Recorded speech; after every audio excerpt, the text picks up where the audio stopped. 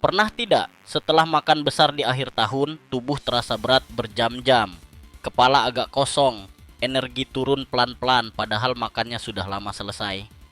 Banyak orang mengira itu cuma karena kekenyangan, padahal seringkali penyebabnya bukan jumlah makanan, tapi kombinasi tertentu yang terlihat biasa, namun efeknya bertahan lama di dalam tubuh. Di momen akhir tahun, meja makan biasanya penuh, nasi putih mengepul, lauk berjejer, makanan kering dan renyah jadi pelengkap, suasana ramai, semua ingin menikmati. Tidak ada yang mau ribet mikir keseimbangan. Dan justru di situ masalah diam-diam dimulai. Ada kombinasi yang membuat respons tubuh jadi kacau tanpa disadari dan efeknya bisa terasa selama berjam-jam. Video ini membahas 5 kombinasi makanan akhir tahun yang paling sering membuat keseimbangan gula di dalam tubuh jadi tidak stabil dalam waktu lama. Banyak orang melakukannya hampir setiap tahun tanpa sadar apa yang sebenarnya terjadi di dalam tubuh. Dan yang paling berbahaya, beberapa di antaranya terlihat sangat normal. Sebelum lanjut, klik like sebentar. Bukan apa-apa, ini bantu video ini sampai ke lebih banyak orang yang juga sering mengalami hal yang sama tapi tidak tahu penyebabnya. Sekarang kita mulai dari peringkat kelima. Di posisi kelima ada kombinasi yang sangat umum dan sering dianggap aman. Nasi putih dengan farofa atau taburan kering berbasis karbohidrat. Di meja makan ini terlihat sederhana. Nasi sudah biasa dimakan setiap hari, jadi hampir tidak pernah dicurigai. Masalahnya muncul ketika nasi tidak berdiri sendiri. Nasi putih dicerna dengan cepat. Saat ditambah farofa atau taburan kering yang juga berbasis karbohidrat, tubuh menerima dua sinyal cepat sekaligus, bukan cuma naik sebentar, tapi membuat kondisi ini bertahan lebih lama. Banyak orang merasa kenyang, lalu duduk santai, tapi beberapa jam kemudian tubuh masih belum kembali seimbang. Di acara keluarga, ini terjadi tanpa terasa. Satu porsi nasi, sedikit taburan, mungkin ditambah kerupuk. Semuanya tampak kecil, tapi ketika digabung, efeknya saling menumpuk. Tubuh harus bekerja lebih lama untuk menanganinya, dan hasilnya sering muncul dalam bentuk rasa lelah, mengantuk, atau energi yang turun perlahan. Kesalahan terbesar adalah mengira masalah hanya datang dari makanan manis. Kombinasi ini tidak terasa manis sama sekali. Justru karena itu sering luput dari perhatian. Ia jadi fondasi dari piring makan dan diam-diam mempertahankan kondisi tidak stabil lebih lama dari yang disadari. Banyak orang menambah porsi karena merasa masih aman, padahal sejak awal tubuh sudah mendapat beban ganda. Ini bukan soal melarang makanan, tapi memahami efek ketika dua hal cepat digabung jadi satu. Dan perlu diperhatikan, jika kombinasi di posisi kelima saja sudah memberi dampak seperti ini, posisi berikutnya dalam daftar ini jauh lebih sering muncul di meja makan dan efeknya bisa bertahan lebih lama lagi. Di peringkat keempat, masalahnya bukan di makanan pokok, tapi di sesuatu yang sering dianggap cuma pelengkap rasa. Di posisi keempat, ada kombinasi yang hampir selalu hadir di acara akhir tahun dan jarang sekali dicurigai. Daging panggang atau daging bakar yang disajikan bersama saus manis. Di meja makan, ini terlihat seperti pilihan yang aman. Ada protein, ada rasa gurih, terlihat lebih seimbang dibanding makanan lain. Tapi masalahnya tersembunyi di detail kecil yang sering diabaikan. Saat daging dipanggang, lalu diberi saus kecap manis, saus barbecue, atau saus berbasis gula lainnya, tubuh menerima sinyal yang bertabrakan. Dari luar, terlihat seperti lauk utama yang mengenyangkan. Dari dalam, saus manis itu bekerja diam-diam dan memperpanjang kondisi tidak stabil setelah makan. Banyak orang berpikir, aku cuma makan daging, tidak makan nasi banyak. Tapi mereka lupa sausnya. Saus manis tidak terasa seperti makanan berat, ia tidak membuat cepat kenyang. Justru karena itu sering ditambahkan tanpa sadar. 1 sendok lalu tambah lagi, lalu sedikit lagi. Tanpa terasa asupan manisnya sudah cukup tinggi. Masalah muncul setelah makan selesai. Awalnya terasa baik-baik saja. Beberapa menit pertama tidak ada tanda aneh. Namun 1 sampai 2 jam kemudian tubuh terasa berat, energi menurun, fokus berkurang. Bukan karena kurang tidur, tapi karena respons tubuh yang sedang berusaha menyeimbangkan sesuatu yang masuk terlalu cepat dan bertahan terlalu lama.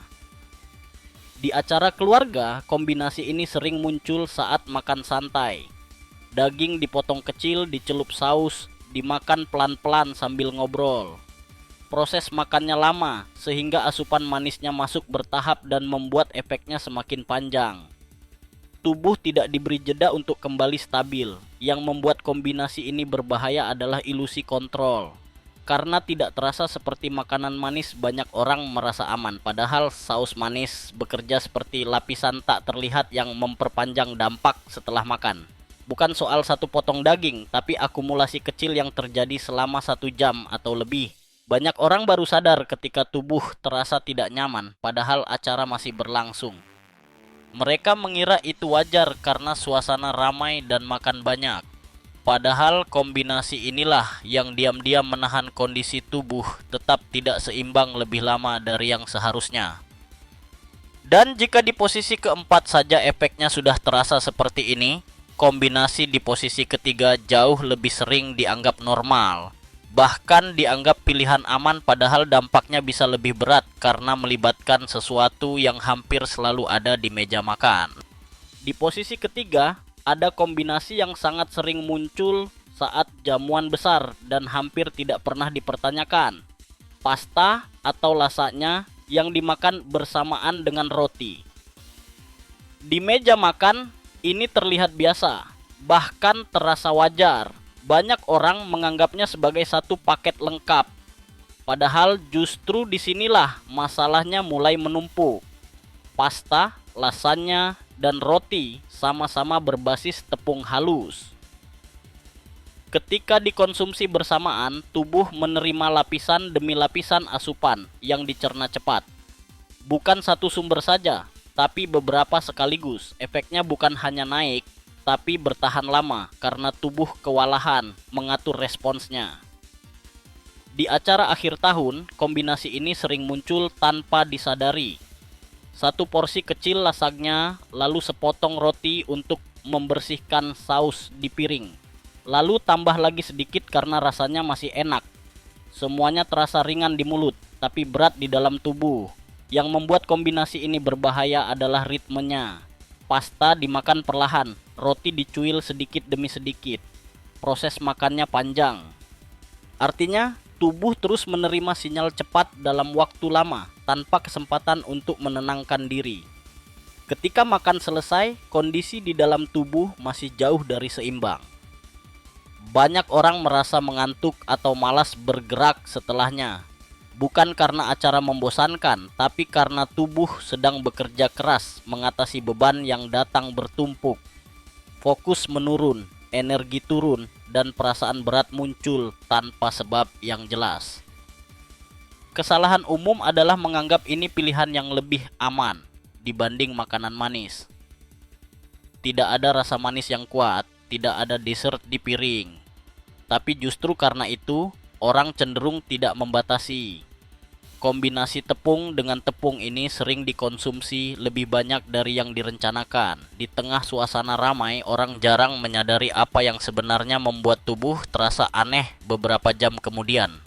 Mereka menyalahkan porsi, menyalahkan jam makan yang terlambat, padahal yang terjadi adalah penumpukan asupan cepat yang bekerja bersamaan. Dan penting untuk dicatat, jika kombinasi ini saja sudah cukup membuat tubuh kehilangan keseimbangan selama berjam-jam.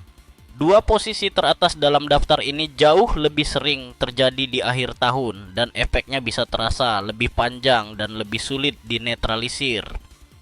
Di posisi kedua, ada kombinasi yang hampir selalu terjadi tanpa direncanakan. Makanan utama yang berat lalu langsung diikuti dengan hidangan manis. Ini sering dianggap hal kecil, bahkan terlihat sebagai penutup yang wajar. Padahal justru inilah salah satu momen paling sensitif bagi tubuh.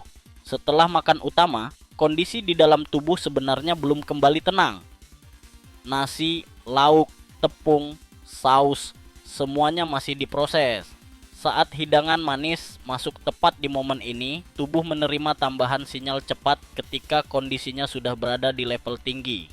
Hasilnya bukan sekadar naik, tapi membuat kondisi tersebut bertahan lebih lama dari seharusnya.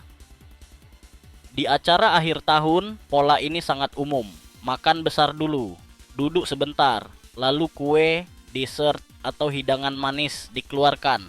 Banyak orang berpikir, sedikit saja tidak apa-apa. Masalahnya bukan di jumlah kecil itu, tapi di waktunya. Ketika makanan manis masuk tepat setelah makan utama, tubuh tidak punya ruang untuk menurunkan responsnya terlebih dulu. Semuanya menumpuk, efeknya sering terasa 1 atau 2 jam kemudian. Tubuh terasa berat, energi turun, rasa tidak nyaman muncul tanpa sebab yang jelas.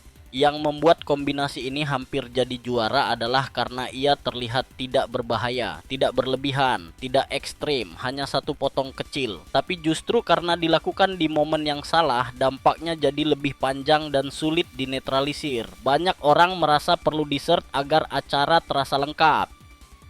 Dan karena suasana santai, orang cenderung makan perlahan. Proses ini memperpanjang masuknya asupan cepat ke dalam tubuh.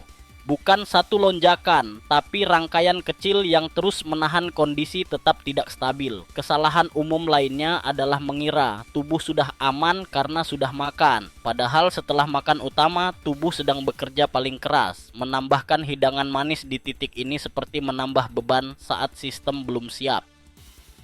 Tidak heran jika banyak orang merasa aneh beberapa jam setelah acara selesai. Mereka tidak lapar, tapi juga tidak nyaman.